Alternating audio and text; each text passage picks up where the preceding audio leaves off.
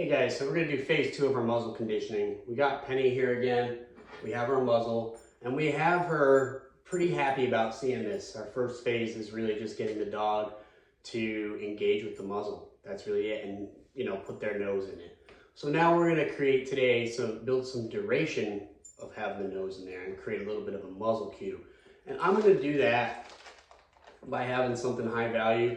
I kind of did away with the peanut butter for a little bit because it was kind of capping our progress where she was outsmarting me. That's what a border collie will do, border collie and a German shepherd. She was licking the outside and kind of playing around in here, but wasn't giving me a full commitment, and I kind of switched over to hot dogs, and I've been getting a lot better results with that now that we're comfortable with the muzzle. So what I'm going to do here is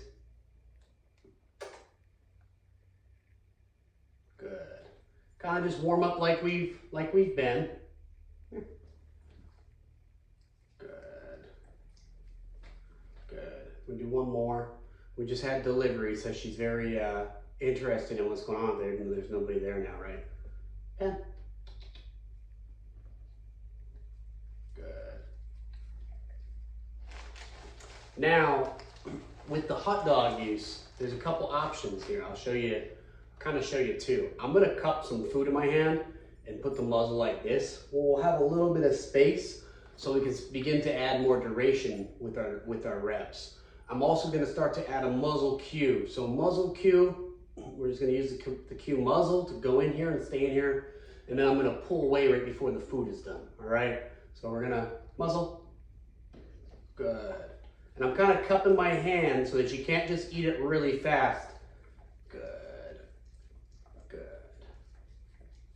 Okay, good. I'm just using it okay as a start to condition a release out of the muzzle. We got a hot dog piece there. Good girl.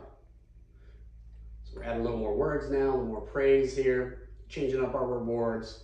You may see that peanut butter is all you need. It's just with her, it was slowing her up. Some dogs are different than others, and things work for one, won't work for the other.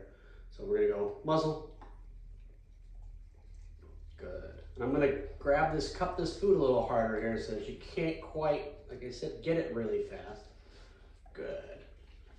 And before she gets disinterested, I'm going to say, okay, and pull away. Now I still have some hot dog left. She's intense, but that is the response I want to the muzzle. I want the dog to want to be in that muzzle. All right, so we do another one.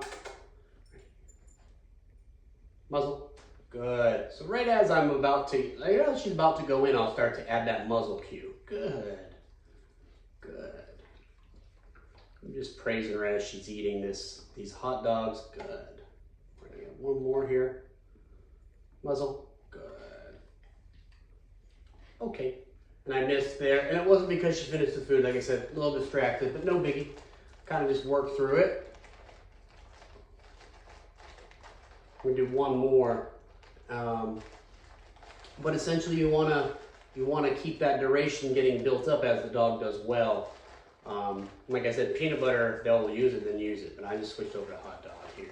Now, once you see this response and we're starting to build, 20, 30 seconds in there, and the dog's super comfortable, muzzle, you can start to mess with the straps. And that's kind of what you want to do. I'll kind of mess with the straps as they're eating, and that'll kind of help.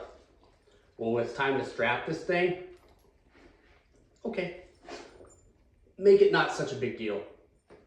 So first is, getting the dog, we're going in our own, that's great, good girl, is getting the dog to, in this phase 2, getting the dog to be able to just muzzle, stay in there for a little bit, okay? And that's it. And then keep working that till you can build a few minutes of just doing this. It doesn't have to be a few minutes straight necessarily, but a few reps, 30 seconds to 45 seconds, kind of like so. And I'm cupping that food, you see? And I'm keeping a little gap. And you don't want to make it too hard so they don't get frustrated and give up. Good. Okay, good. But you want to be able to start building duration. Now, alternatively, if you see the dog not be able to do that with that angle, you can also do this, which you can use a piece. I like using a longer piece of food for this initially. I'm using a little bit longer so I can control the the way it's getting delivered rather than just one piece in and out, one piece in and out. So I'm using a little piece of hot dog here. Hey, muzzle. Good. I'm only giving her a little bit. It might be a little easier for you to, good, good, good. Okay. Might be a little easy for you to control. It just kind of depends on what you're comfortable with. Now, with that being said, before you add the muzzle cue, I do want to mention, make sure the dog is comfortable going in like so first, and always kind of warm up with shaping, where we're not really using a lot of words, making sure the dog is still moving forward. And then we add muzzle. Good. You're crazy. I'm going to feed her a little lower. And as you saw there, she was getting a little popped up here. I'm just going to place my food lower. Good, muzzle. Okay.